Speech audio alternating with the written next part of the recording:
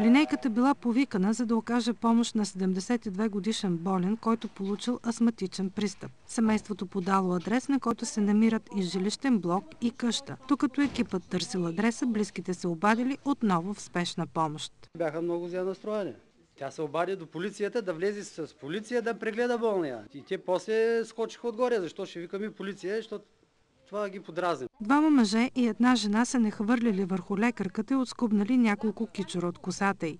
Ромите отрекоха това и в подкрепа на думите си 38-годишната снаха на болния показа отрасквания по врата. Аз си казвам, ще се оплача долу, защото нямаш право да отказваш да прегледаш. И тя ми вика, ти ли ще ми даваш този закон? Наложило се полицията да се намеси, за да не се стигне до по-тежки последствия. Установихме, че има травма на главата, но няма фрактура. Оплашена е, но и има и главоболие, има и световъртеж. Обидно е в смисъл такъв, че към едни високо квалифицирани хора отношенията са понякога бандитски. Срещу никой от участниците в скандала не е повдигнато обвинение, защото полицията продължава да разпитва свидетели.